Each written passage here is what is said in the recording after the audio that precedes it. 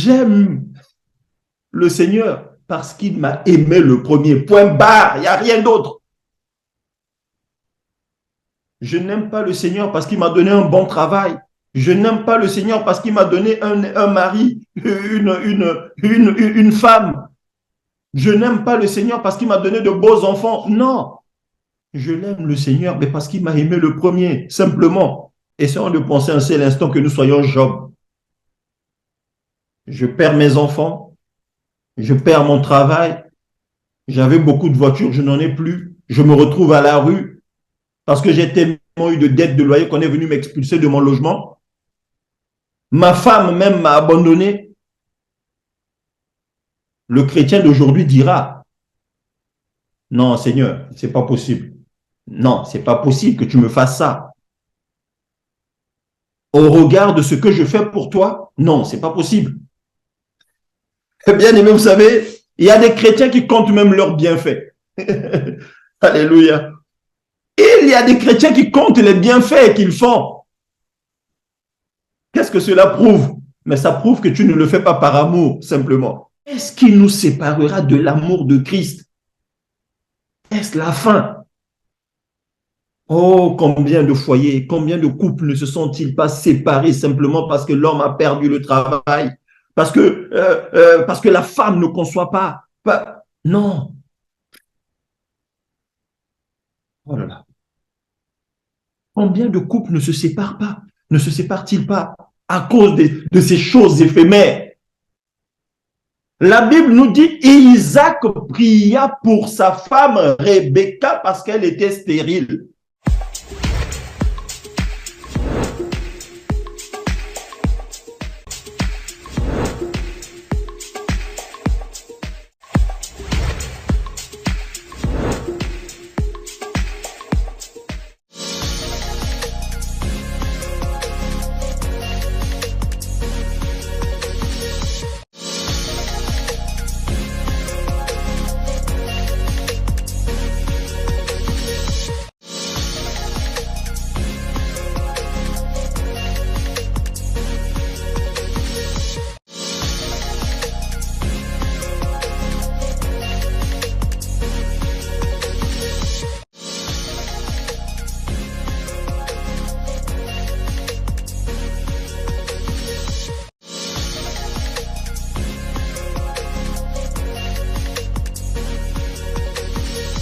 Père éternel, nous te bénissons, nous te rendons grâce, nous te disons merci Seigneur pour cette grâce merveilleuse que tu nous fais encore aujourd'hui d'être compté parmi les vivants. Seigneur, merci de ce que tu nous agrées dans ta présence. Seigneur, toi qui connais nos faiblesses, tu ne regardes pas ces faiblesses-là, Seigneur, mais tu nous acceptes tels que nous sommes. Merci pour mon frère, merci pour ma sœur que tu as appelé, éternel notre Dieu, à cette réunion. Que le Saint-Esprit glorifie ton nom, Seigneur Jésus. Nous avons besoin de toi parce que sans toi, nous ne sommes rien, sans toi, nous ne pouvons rien. Assiste-nous, Seigneur, donne-nous encore de ta vie. Oui, Seigneur. Toi qui as dit que la vie éternelle, c'est qu'ils te connaissent, toi le véritable Dieu et Jésus, celui que tu as envoyé. Seigneur, merci parce que nous croyons que ta fidélité est sans faille, que tu vas continuer encore, Seigneur, de nous construire, de construire notre foi, de construire cette vie éternelle en nous, au nom de Jésus. Sois élevé, sois béni, toi le véritable Dieu, au nom puissant et glorieux de Jésus-Christ, notre Seigneur et notre Sauveur. Amen. Bien-aimés, en tout cas, soyez les bienvenus, nous sommes dans la joie d'être là. Dieu est bon. Dieu est bon pour chacun de nous.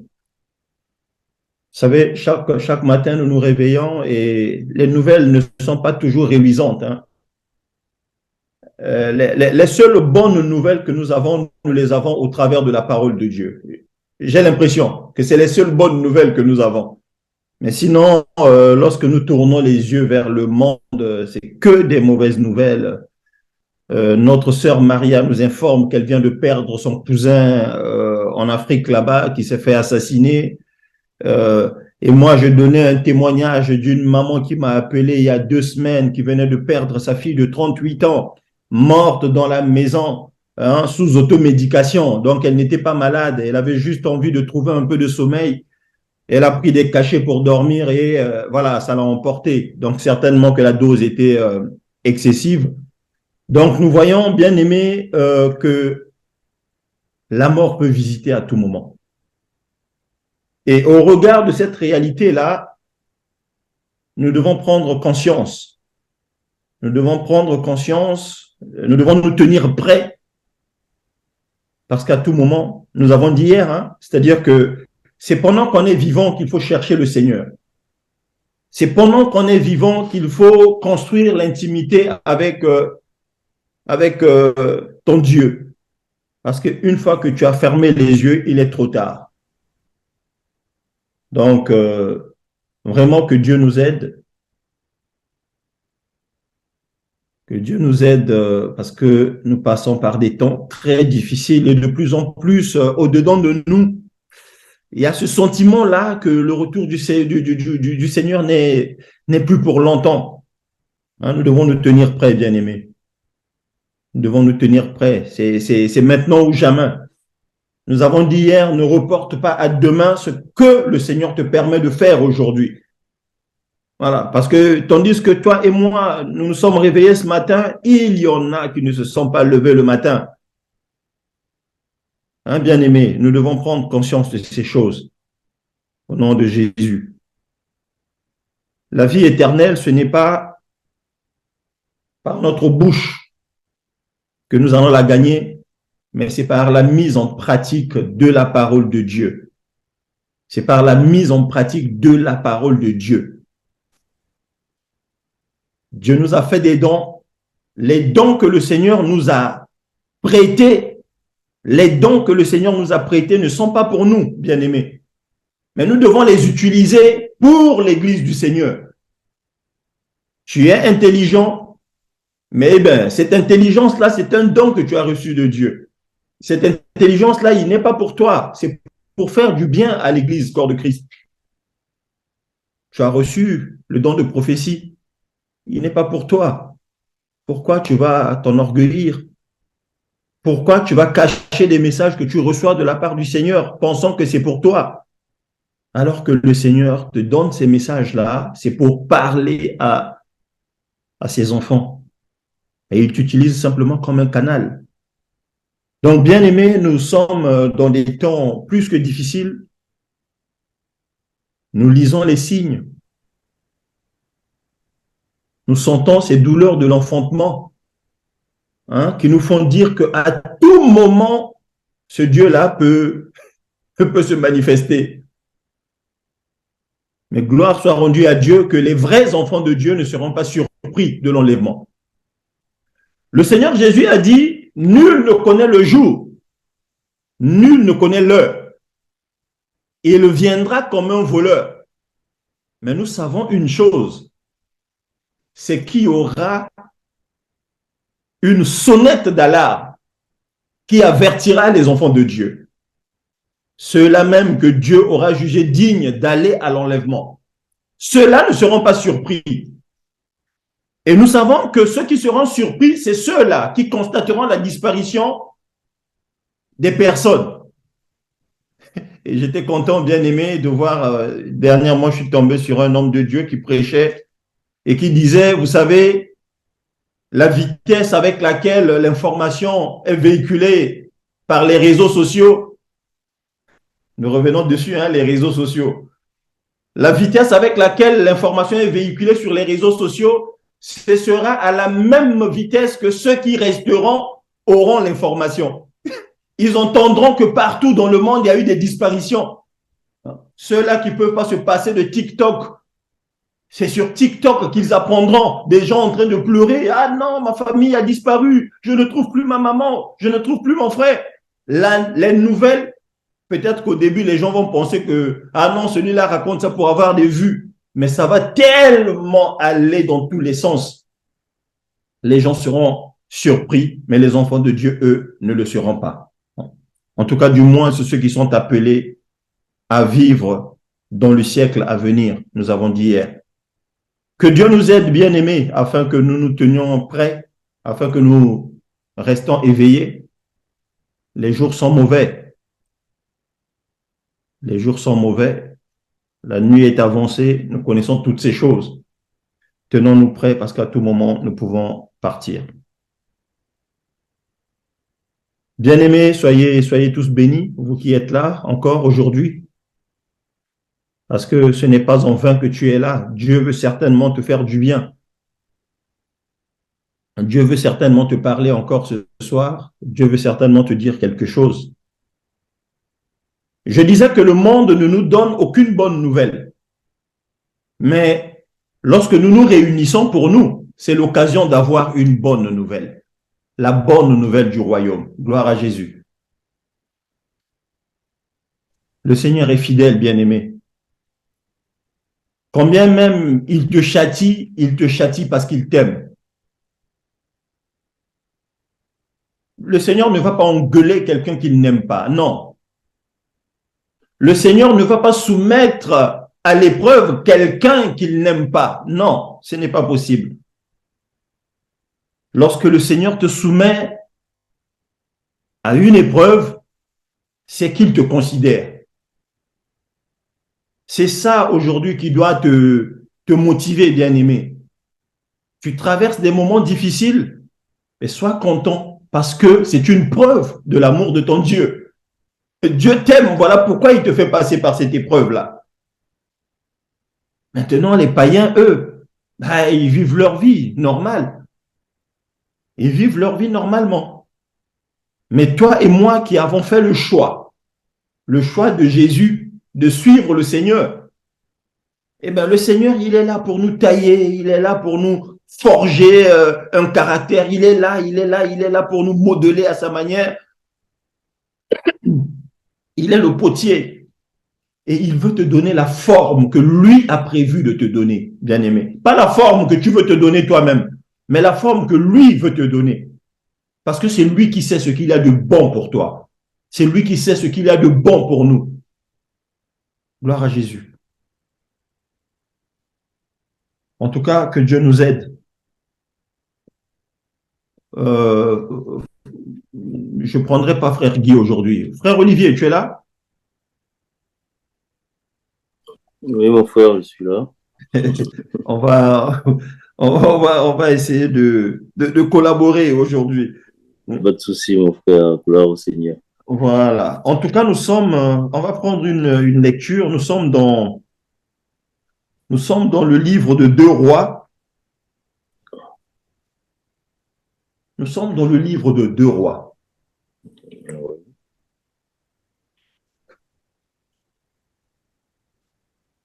2 Rois, à partir du verset 1er.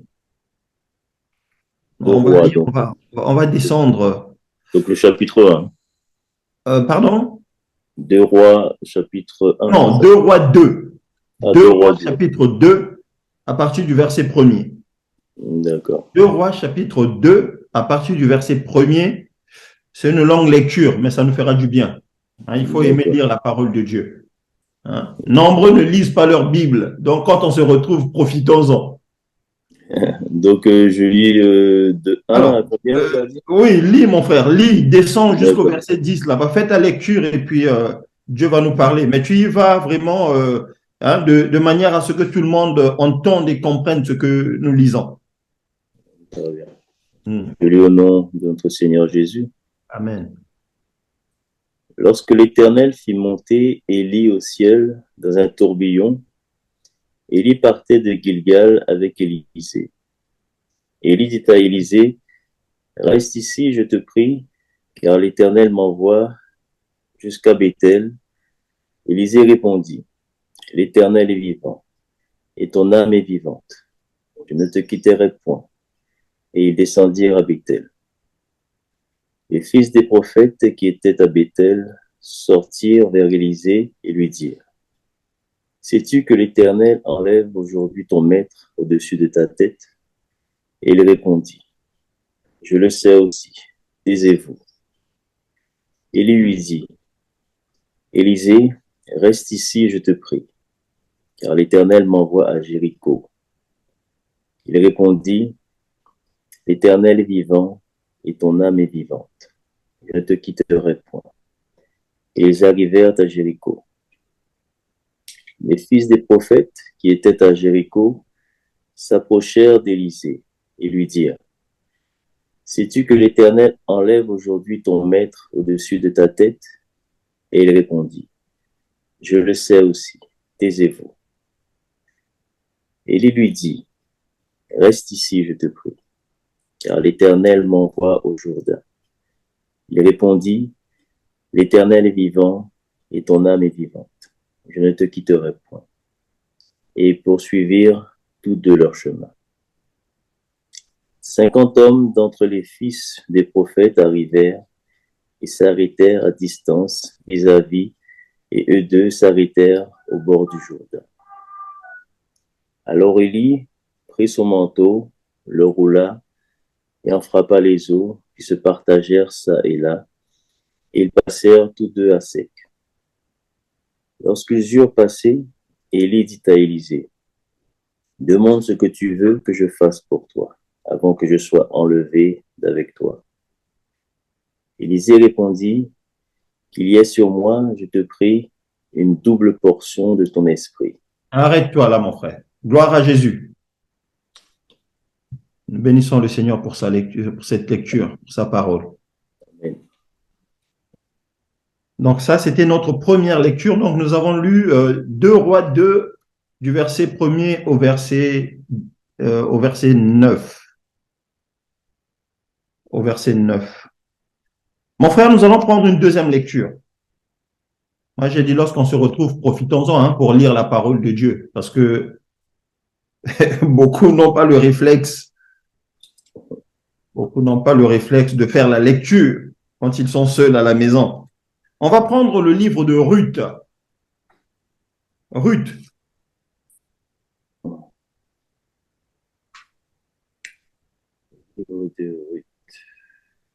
Ruth. Ici aussi, nous allons faire la lecture. Attends, frère, je cherche. Ruth, c'est avant Samuel, hein, mon frère. Avant, Oh, après Juge. oui, Juste après Juge, là, c'est Ruth. d'accord.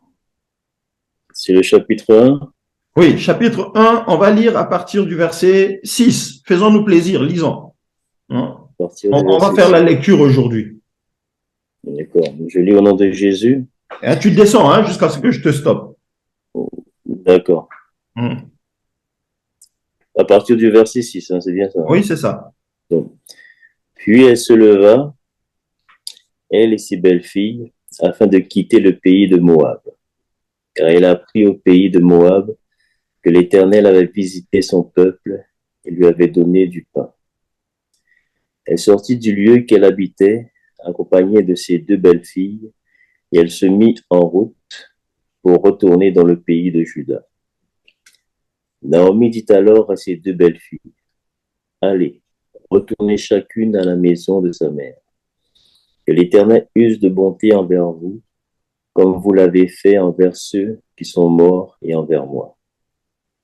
Que l'Éternel vous fasse trouver à chacune du repos dans la maison d'un mari. Et elle les baisa. Elles élevèrent la voix et pleurèrent. Et elles lui dirent, non, nous n'irons avec toi vers ton peuple. Nous irons avec toi vers ton peuple. Naomi dit, retournez mes filles. Pourquoi viendriez-vous avec moi? Ai-je encore dans mon sein des fils qui puissent devenir vos maris? Retournez mes filles. Allez, je suis trop vieille pour me remarier. Et quand je dirai, j'ai de l'espérance, quand cette nuit même je serai avec un mari et que j'enfanterai des fils, attendriez-vous pour cela qu'ils eussent grandi? Refuseriez-vous pour cela de vous marier? Non, mes filles, car à cause de vous, je suis dans une grande affliction de ce que la main de l'Éternel s'est étendue contre moi. Et elles élevèrent la voix et pleurèrent encore. Orpa baisa sa belle-mère, mais Ruth s'attacha à elle. Naomi dit à Ruth, voici, ta belle-sœur est retournée vers son peuple et vers ses dieux. Retourne comme ta belle-sœur. Et Ruth répondit, ne me presse pas de te laisser, de retourner loin de toi. Où tu iras, j'irai. Où tu demeureras, je demeurerai. Ton peuple sera mon peuple, et ton Dieu sera mon Dieu. Où tu mourras, je mourrai, et j'y serai enterré. Que l'Éternel me traite dans toute sa rigueur, si autre chose que la mort vient à me séparer de toi. Gloire à Jésus. Tu peux t'arrêter là, mon frère. Nous bénissons le Seigneur. Amen. Nous bénissons la parole du Seigneur. Amen. Tendre Père, nous te disons merci pour ta parole. Oh Seigneur, viens encore éclairer les ténèbres de nos cœurs, Seigneur. Nous avons besoin de toi. Oui, Seigneur. Communique-nous la profondeur de ta pensée, Seigneur, parce que c'est en ces choses éternelles, notre Dieu, que tu nous donnes la vie. Dispose le cœur de chacun, Seigneur, afin de recevoir quelque chose de ta part. Au nom de Jésus. Amen. Bien-aimés, nous avons fait 2 lectures. Nous avons fait 2 lectures. Nous avons lu 2 histoires. On a une première histoire où on nous parle d'Élie et d'Élisée, 2 protagonistes, 2 acteurs, Élie et Élisée. Et dans la deuxième histoire, nous avons vu Ruth, Naomi et Ruth. Alors, je donne un petit titre à cette exhortation. Le titre qui me vient en tête, en fait, c'est « Le Seigneur à tout prix ». Le Seigneur à tout prix.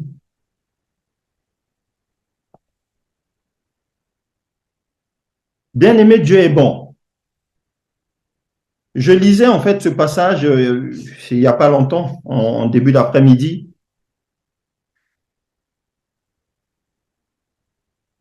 Je lisais ce passage de 2 Rois 2 cet après-midi.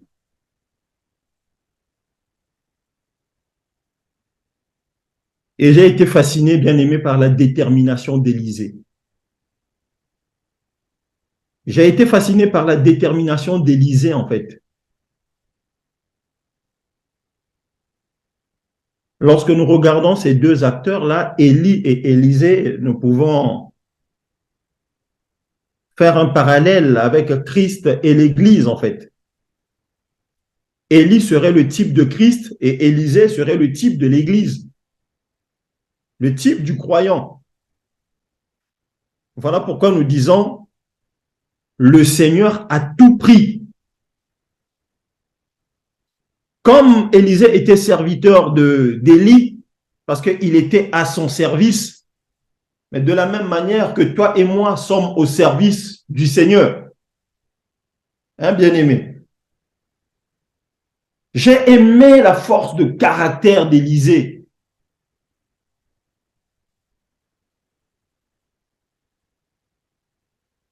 Trois fois, Élie va demander à Élisée de rester, de l'attendre quelque part. Attends-moi, j'arrive. Mais Élisée lui fera la même réponse. Je ne te laisserai pas, je suis avec toi. Mais bien aimé, lorsque vous lisez bien ce passage, en réalité, Élisée qui suit Élie ne sait pas où va Élie, bien aimé. Parce que Élie était en train de déambuler de village en village. Il est parti de Gilgal, il est passé par Bethel, ensuite il est allé à Jéricho pour terminer au Jourdain. Donc, il se baladait. Élisée pouvait vaquer à d'autres occupations, bien aimé. Mais lui, il a eu une conviction. Il s'est dit, je ne vais pas lâcher ce monsieur-là. Pourquoi? Eh bien, parce qu'il avait un objectif. Élisée avait un objectif, bien aimé. Pour rien au monde, il ne voulait que cet objectif-là puisse lui échapper.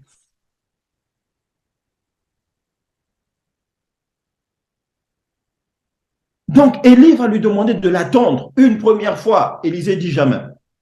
Une deuxième fois, jamais. Une troisième fois, jamais.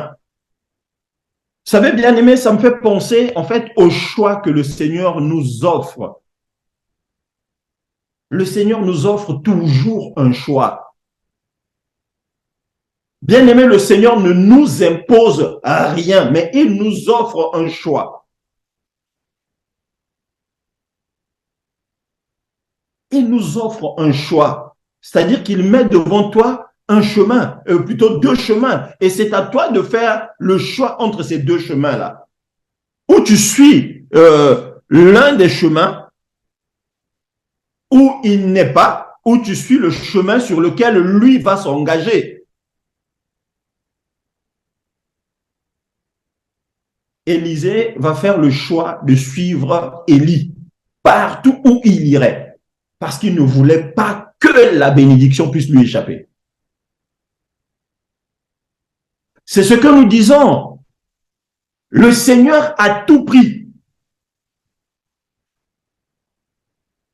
Je disais que j'ai aimé la force de caractère d'Élisée, bien aimé. Lorsque les gens viennent le voir pour lui dire, sais-tu que ton maître va être enlevé de dessus toi aujourd'hui? Il dit, je le sais, taisez-vous.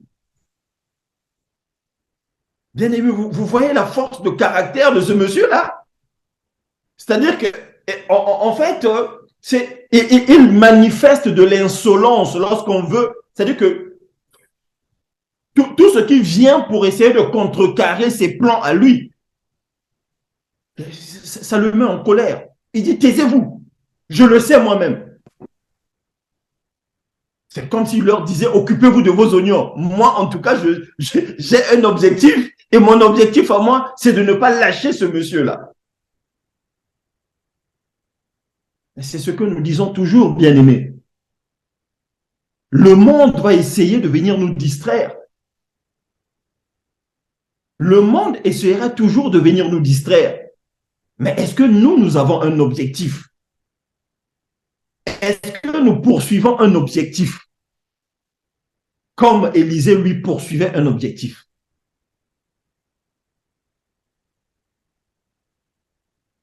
Élisée n'a pas voulu que cet objectif-là, de suivre Élie ou de le voir être enlevé, le quitte. C'est ce que nous disons tout à l'heure, avant de commencer notre exhortation. Le Seigneur a dit, le Seigneur Jésus a dit, il viendra comme un voleur. Nombreux, certainement, de croyants pensent que nous serons surpris, nous, les enfants de Dieu. Non, il viendra un voleur, mais il y en a qui ne seront pas avertis. Il y en a qui ne sauront pas ce qui se passe. C'est comme aussi pendant cet épisode-là que nous venons de lire dans 2 Rois 2. Les gens savaient certainement qu'Élie va être enlevé. Les gens savaient. C'est comme aujourd'hui. Beaucoup de gens savent que l'Église va être enlevée. Mais est-ce que tout le monde a le comportement d'Élisée, qui ne veut pas que cet enlèvement-là puisse lui échapper? Lui, il veut voir lorsque ça va se produire. Parce qu'il sait que c'est là qu'il y aura les bénédictions pour lui. Aujourd'hui, nous sommes là, rassemblés. Nous tous recevons le même message. Jésus revient bientôt. Mais combien d'entre nous travaillent justement pour que cette venue-là ne les prenne pas à l'improviste? Combien d'entre nous travaillons pour que ça ne nous prenne pas à l'improviste? La Bible dit, nous sommes dans 1 Thessaloniciens, je pense, à un signal donné. Ça veut dire qu'il y aura un signal. Il y aura un signal, bien-aimé. Il y aura un signal, et ce signal-là, c'est les vrais enfants de Dieu. Ceux-là que nous avons vus hier, là, ceux qui seront jugés dignes, ceux qui seront jugés dignes de vivre dans le siècle à venir. Ceux-là entendront le signal. Ils entendront le signal, bien-aimé, et ils seront en joie. Ils entendront le signal et ils seront dans une intense joie parce qu'ils sauront que l'heure est venue de rentrer à la maison. Mais nombreux n'entendront pas. Comme ces personnes-là qui savaient que Élie devait être enlevé. Mais pour eux, ce qui les préoccupait, c'était connaître quelle était la réaction d'Élisée face à cette histoire-là. Sais-tu que ton maître va être enlevé? Et Élisée leur dit, écoutez, ne me distrayez pas. Hein, laissez-moi, je suis concentré. Ce que vous me dites là, je le sais. Ça, je sais. Laissez-moi tranquille, moi, je suis concentré. Un bien-aimé. Il viendra tel un voleur. Mais sommes-nous autant attachés à lui pour que cette venue-là ne nous surprenne pas? C'est de ça que nous sommes en train de parler. Pour rien au monde, Élisée n'a voulu être distrait. Pour rien au monde, il n'a voulu qu'on l'écarte de cet objectif-là. Élie lui-même a essayé. Reste là, attends-moi. Mais lui, il savait qu'un petit moment de distraction, Élie pouvait partir sans qu'il ne l'ait vu. Et donc, pour lui, l'objectif était écarter tout ce qui pouvait venir faire entrave à l'atteinte de son objectif. Et son objectif à lui, c'était gagner le ciel. Si nous considérons qu'Élisée ici représente le croyant que tu es, que je suis. Bien-aimé, rien ne doit nous séparer de l'amour de Jésus. Rien. Rien ne doit nous séparer de l'amour de Christ, bien-aimé.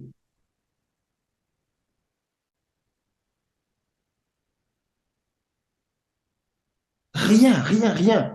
Les soucis de ce monde ne doivent pas venir te perturber, mais tu dois rester focus sur ton objectif.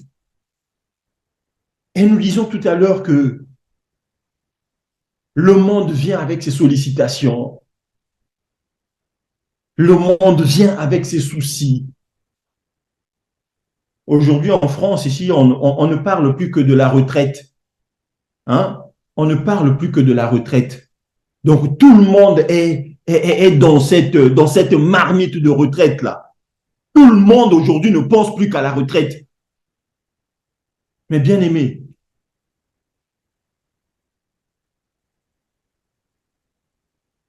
tu peux être préoccupé par cette question et ne même pas vivre la mise en place de cette mesure-là.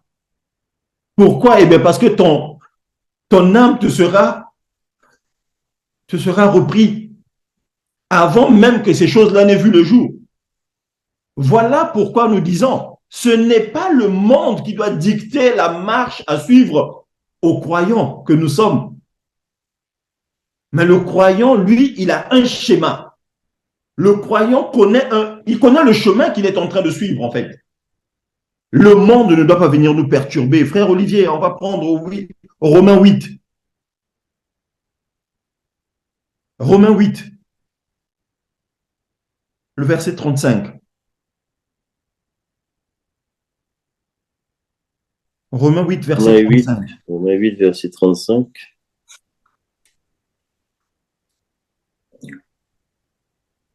Je lis au nom de Jésus. Amen.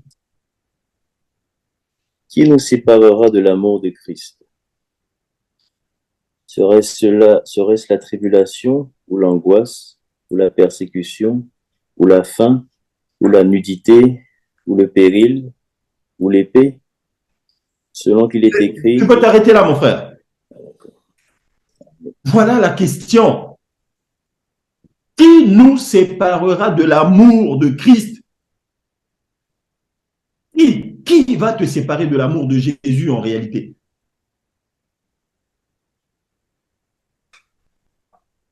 Hein, bien-aimé? Vous savez, quelquefois la vie de l'homme tient à un fil. Vous savez, je me rappelle, je fais juste un petit, j'ouvre une petite parenthèse, un petit témoignage. Il y a quelques années, il y a la guerre civile qui sévissait dans mon pays.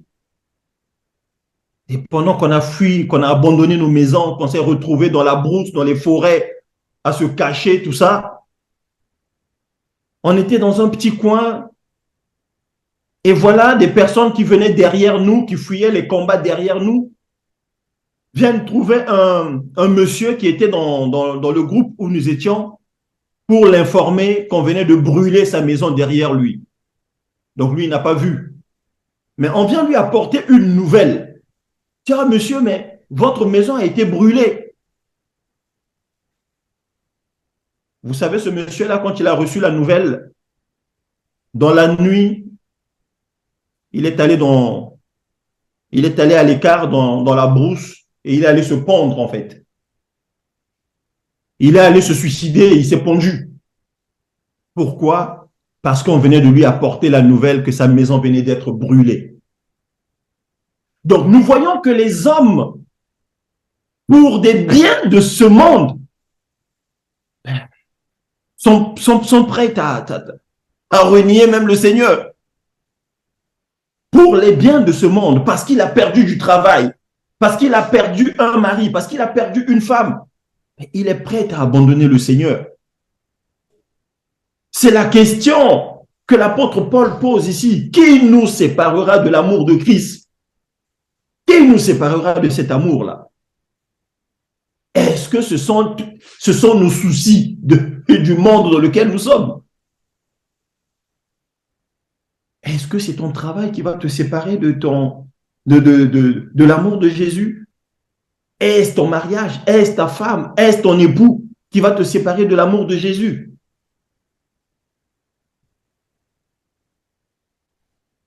Bien-aimé, l'homme te décevra toujours. L'homme te décevra toujours. Mais il est une personne qui ne te décevra jamais, c'est le Seigneur, parce qu'il est fidèle. Le Seigneur ne change pas. La chose qu'il t'a dite le jour où tu l'as accepté comme Seigneur et Sauveur, c'est cette chose-là qu'il te dira à la fin. À la fin, il te dira, tu as vu ce que je t'avais dit le jour qu'on s'est rencontrés, toi et moi? Qu'est-ce que je t'avais promis? Je t'avais promis une couronne. Eh bien, voici ta couronne. Il ne change pas, bien-aimé. Il s'appelle l'ami fidèle.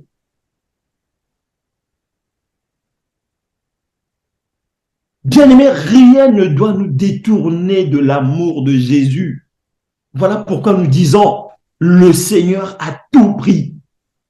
Le Seigneur a tout pris. En réalité, pour un enfant de Dieu, vous savez, je ne sais pas, chez nous, chez nos sœurs congolaises, là, quelquefois, quand tu sors une parole à une sœur congolaise, tu lui dis, mais toi, tu sais que tu risques de ne pas te marier. Oh là là, mais la vitesse à laquelle elle rejette ça au nom de Jésus. Au nom de Jésus, je chasse cette parole-là. C'est-à-dire qu'il y a une rapidité. Mais bien aimé, si on pouvait avoir cette même promptitude-là pour suivre le Seigneur, si on pouvait avoir le même empressement pour suivre le Seigneur, oh, ce serait une bénédiction. Ce serait une grande bénédiction, bien-aimé. Regardons en fait ce qui se passe dans la deuxième lecture que nous avons lue. Naomi avait deux belles filles. Naomi avait deux belles filles. Ophra et Ruth. De la même manière que Élie va demander à Élisée de l'attendre. Mais en fait, c'est la même chose que Naomi demande à ses belles filles.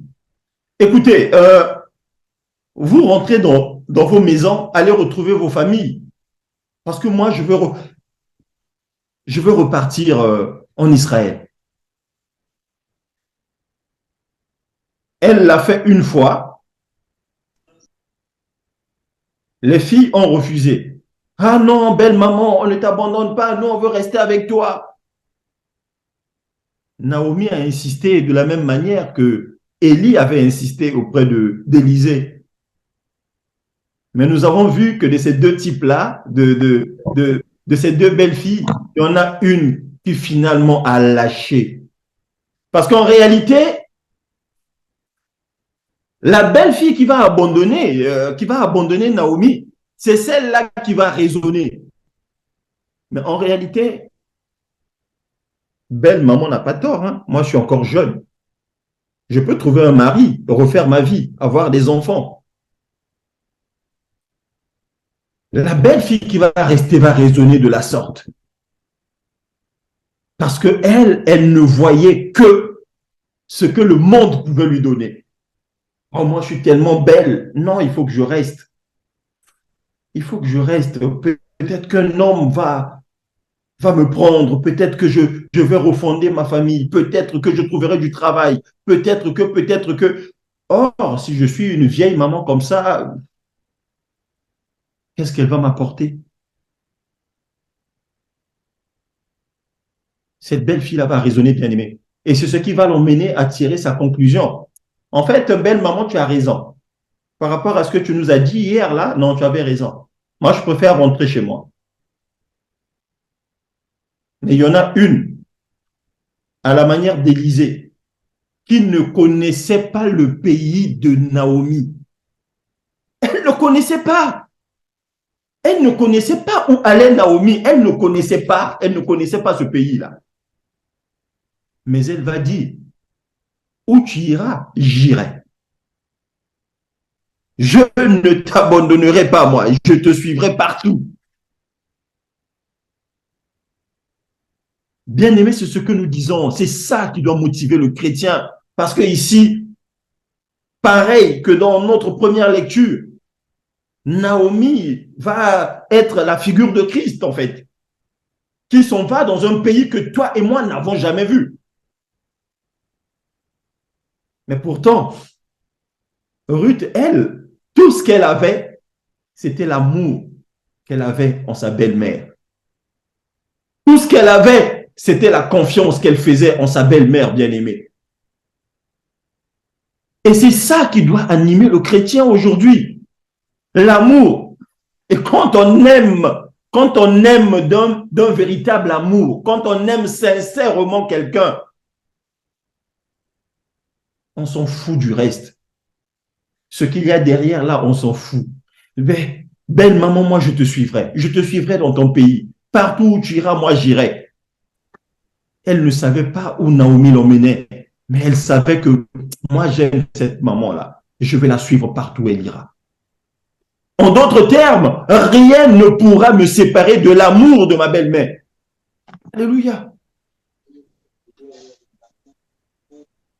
Combien de chrétiens aujourd'hui lâchent prise? Combien de chrétiens?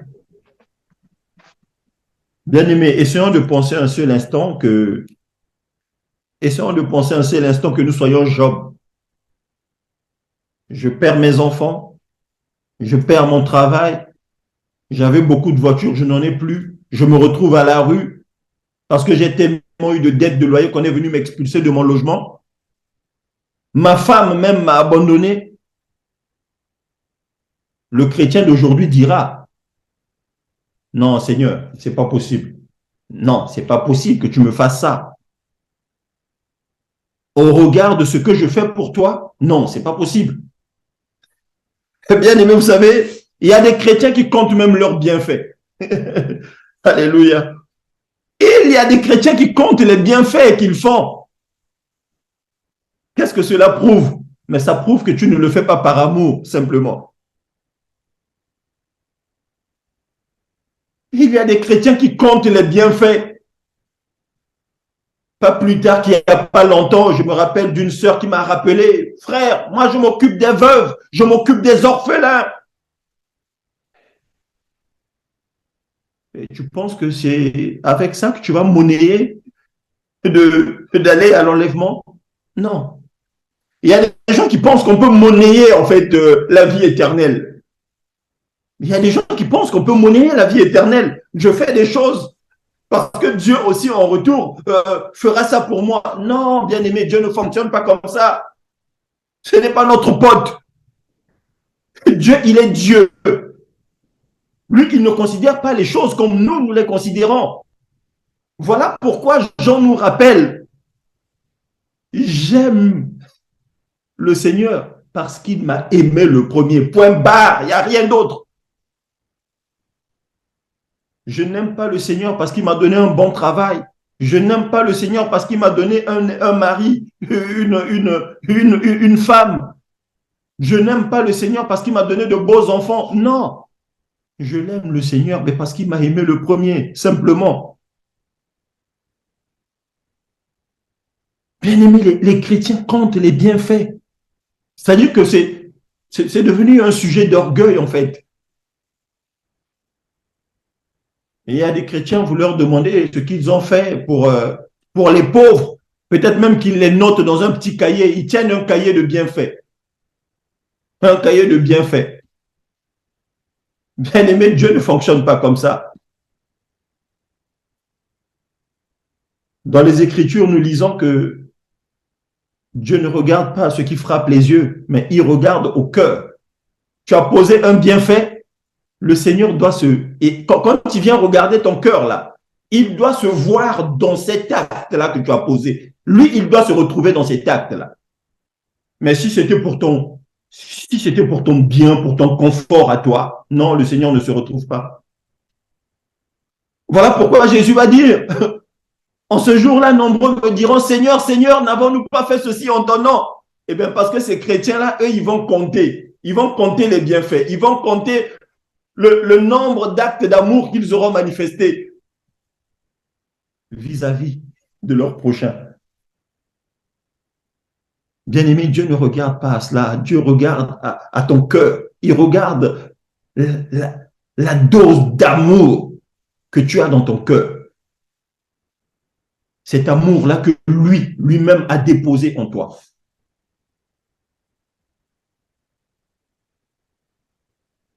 Nous ne pouvons pas marchander la vie éternelle, bien-aimé. Mettons simplement la parole de Dieu en pratique. Voilà pourquoi nous disions hier,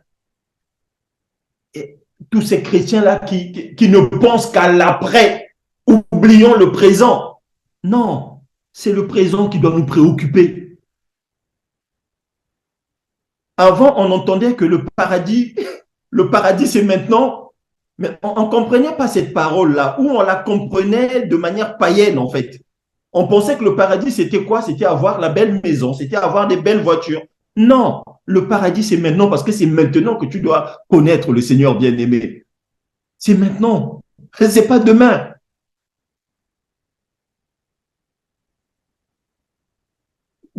Dès aujourd'hui, bien-aimé, ta vie est cachée en Jésus dans les lieux célestes. Dès aujourd'hui, là où nous parlons, notre vie est cachée en Jésus dans les lieux célestes.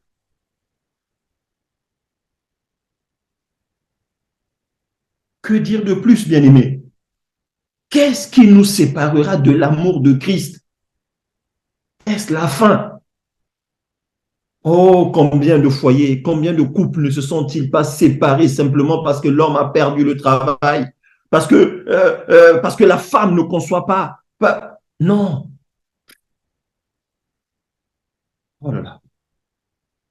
Combien de couples ne se séparent pas? Ne se séparent-ils pas à cause de ces choses éphémères?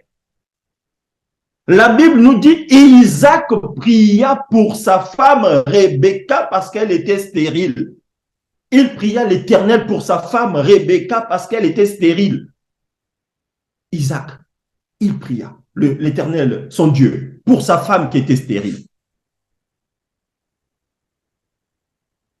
Non, nous aujourd'hui, la mesure, ce n'est plus Dieu, hein. C'est le monde, c'est la famille. Qu'est-ce que ma famille dira? Qu'est-ce que les amis diront de moi?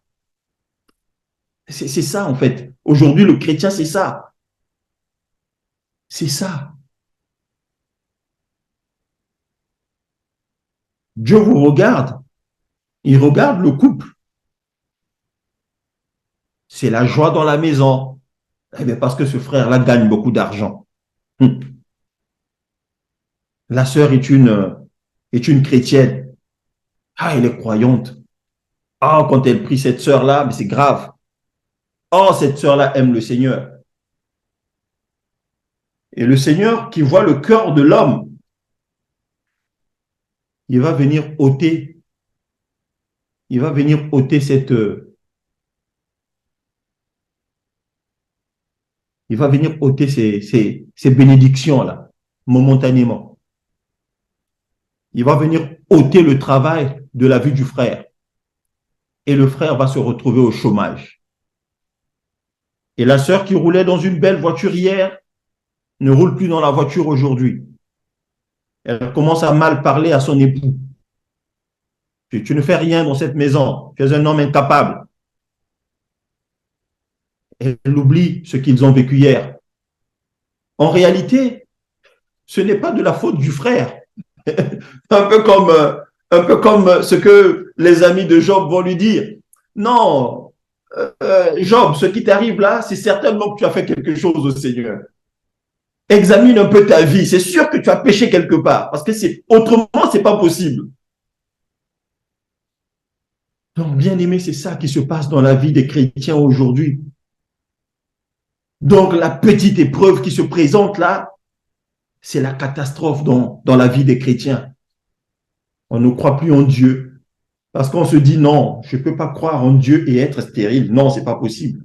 Non, je ne peux pas croire en Dieu et ne pas avoir une maison. Non, je ne peux pas croire en Dieu et ne pas avoir un bon travail. C'est pas possible ça. Non, c'est pas possible. Non, bien-aimé, Dieu peut te soumettre à ces épreuves-là. Et il nous soumet à ces épreuves-là d'ailleurs. Dieu peut te soumettre à la maladie. Il peut te soumettre à une épreuve de maladie, juste pour voir si tu étais réellement un chrétien ou pas. Et pendant que tu te tortures là, lui, il te regarde et il sait, bon, enfin, je savais que lui, je ne pouvais pas compter sur lui. Dieu attend de voir ceux qui seront trouvés dignes de vivre dans le siècle à venir, bien-aimés. C'est lui qui sait. Il connaît son épouse, hein. Il connaît ceux qui répondront à l'appel. Un seul objectif. Saisir le Seigneur, ne pas l'abandonner. Rester éveillé comme Élisée. Parce que Élisée était éveillé autrement. Élisée était éveillé. Il n'a pas voulu qu'on vienne le perturber. Il n'a même pas voulu céder un tout petit peu à la somnolence. Non. Il a dit, je vais rester éveillé. Il faut que je vois cette chose-là se produire. Et Dieu seul sait, il n'y avait que lui. Il n'y avait que lui et Élie lorsqu'il fut enlevé.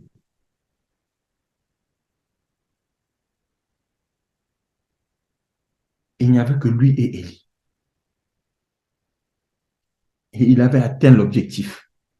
Et cet objectif-là était qu'il puisse le voir monter. C'est comme si pour Élisée, il se disait, je ne veux pas qu'on me conte cette histoire-là. Je ne veux pas qu'on me l'explique. Je ne veux pas que d'autres personnes viennent me l'expliquer. Non, bien aimé, essayons un peu d'imaginer que l'enlèvement se produise demain et qu'on vienne t'expliquer. En fait, frère Landry, tu es resté, mais l'enlèvement a eu lieu. Quelle tristesse, quel chagrin. Quel chagrin, bien aimé.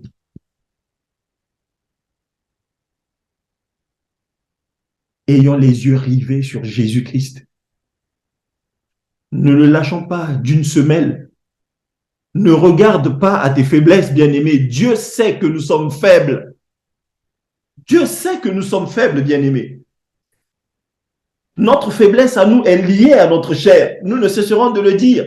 Notre faiblesse est liée à cette chair-là. Vous savez, il y a des chrétiens qui, lorsqu'ils pêchent, lorsqu'ils pêchent, ils pensent qu'ils peuvent se retirer un moment. À la manière d'Adam, ils vont se retirer un moment, ils vont se cacher. Non, bien aimé, Dieu connaît nos faiblesses. Et nous disons, il nous faut être comme David, qui, dès que le péché était mis en face de lui, s'empressait de demander pardon au Seigneur. Donc, à l'heure où nous sommes bien-aimés, non, un chrétien ne doit pas s'expliquer qu'il est péché et qu'il se cache, croyant que Dieu ne le voit pas, comme Adam. Adam, où es-tu? Seigneur, je me suis caché, je suis nu. Ce n'est plus le moment de se cacher, bien-aimé. C'est le moment d'avouer nos fautes. C'est le moment de dire au Seigneur, Seigneur, pardonne-moi parce que j'ai péché. Pourquoi tu le diras? Parce qu'à tout moment, à tout moment, à tout moment, l'alarme peut sonner. À tout moment, l'alarme peut sonner.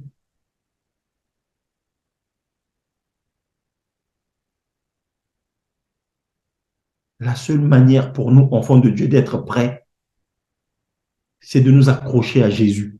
Et si nous nous accrochons à Jésus, mais on va reléguer tout ce qui est distraction.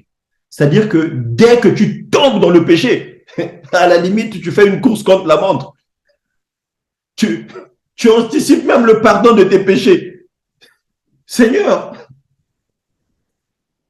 pardonne-moi hein, si je pêche dans la journée. Pardonne-moi, Seigneur. Donc, tu anticipes même le pardon de tes péchés. Pourquoi? Eh bien, parce qu'à tout moment, l'Église peut monter, bien-aimé. À tout moment, l'Église peut monter. Ruth ne connaissait pas le pays où Naomi devait aller. Elle ne connaissait pas. Mais une seule chose l'animait en fait, c'était son amour pour Naomi. Et c'est notre amour pour le Seigneur qui doit nous animer, bien-aimés. C'est la seule chose qui doit t'animer. C'est la seule chose qui doit nous animer. Aimer le Seigneur de tout notre cœur, c'est tout. Et si nous aimons le Seigneur, non, on ne prendra plus le risque de « Ah, j'ai péché, je me retire un peu. J'ai fait ceci, je me retire un peu. Je veux me refaire une petite santé spirituelle. » Comme les chrétiens en ont pris l'habitude aujourd'hui. Je veux me retirer un peu pour vaquer à la prière. Les jours sont mauvais, bien-aimés. Les jours sont mauvais. Ce n'est pas pour rien que tu es là, maintenant, en train de m'écouter parler. Ce n'est pas pour rien que tu es là. Certainement que par toi, il y a une brebis que le Seigneur va ramener dans la bergerie. Mais vous savez, ici, on ne peut pas imaginer qu'il y a encore des brebis dehors qui vont aller à l'enlèvement. Mais que c'est toi qui vas gagner cette brebis-là au Seigneur. Alléluia. Des fois, nous ne savons pas. Il y a des personnes qui ne sont pas encore parmi nous là, comme le brigand à la croix. Ils ne sont pas encore là maintenant. Mais par toi, le Seigneur va le gagner. Et cette personne-là, quelquefois, elle sera tellement sincère vis-à-vis du Seigneur qu'elle partira.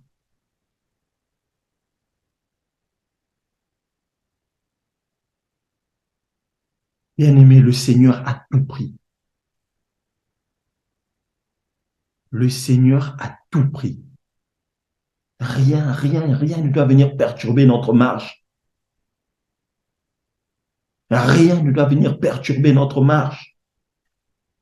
Nous avons vu hier que le but de Paul était connaître le Seigneur. C'était son seul but, connaître le Seigneur. Il n'avait pas d'autre but que ça. Le reste est accessoire. Le plus important pour toi et moi, c'est que nous connaissions ce Dieu-là. Parce que c'est lui qui est la vie éternelle. C'est lui, la vie éternelle. Et il n'y a personne d'autre. Ce n'est pas par nos bienfaits que nous allons nous garantir le royaume des cieux. Ce n'est pas nos bienfaits, bien-aimés.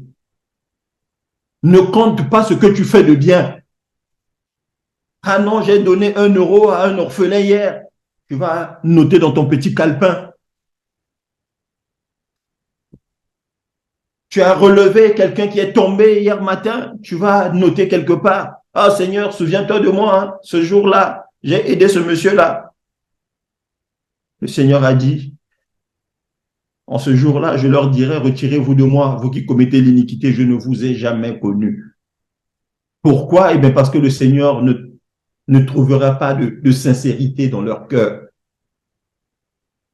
La sincérité, c'est celle qui animait Ruth. La sincérité, c'est celle qui animait Élisée. Parce qu'ils connaissaient la valeur de la personne qu'ils avaient choisi de suivre, en fait. Connaissons-nous la valeur de ce Jésus-là que nous avons suivi? Est-ce que nous connaissons la valeur du Seigneur? Est-ce que nous savons ce que le Seigneur peut faire pour nous? C'est dommage pour toi, mon frère, c'est dommage pour toi, ma soeur, si tu penses que la valeur du Seigneur, c'est qu'il peut te donner le boulot, le travail. La valeur du Seigneur, c'est qu'il peut te donner des enfants. Hein? Les chrétiens aiment tellement associer le Seigneur à ce genre de choses, les choses éphémères. Oh, mon Dieu est vivant. Il me donnera du travail, j'ai confiance, j'ai foi. Non, bien-aimé, le Seigneur est plus que ça. Dieu nous a donné la vie éternelle. Et cette vie éternelle est dans son Fils. Le Seigneur a tout pris. Nous devons être comme les petits enfants. Vous savez, un enfant, lorsqu'il aime un parent dans la maison, vous voyez les bébés, comment ils suivent maman ou papa dans la maison. Des fois, tu es obligé de l'arrêter à la porte des toilettes. Mais tu me suis pourquoi? Je rentre dans les toilettes. Mais il aime tellement cette personne-là, il aime tellement sa maman, il aime tellement son papa qu'il veut le suivre partout. C'est ça qui doit nous animer, bien-aimés. Nous devons suivre le Seigneur partout parce que nous l'aimons, parce que nous avons confiance en lui. Gloire à Jésus. Que Dieu vous bénisse. Éternel Dieu Tout-Puissant, Père Céleste, nous te bénissons, te rendons grâce, ô Seigneur.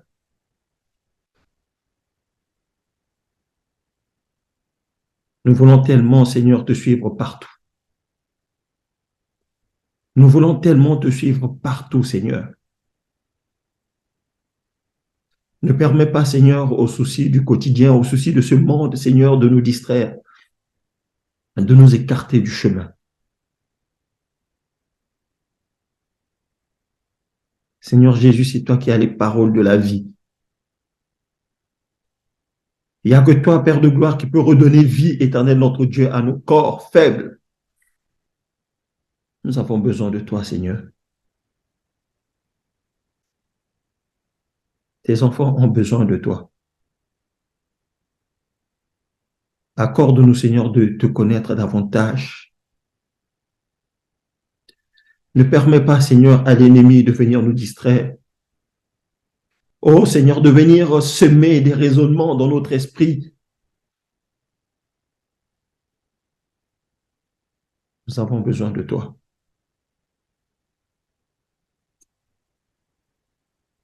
Manifeste ta fidélité, Seigneur. Merci pour ton Église. Au nom de Jésus. Amen. Amen.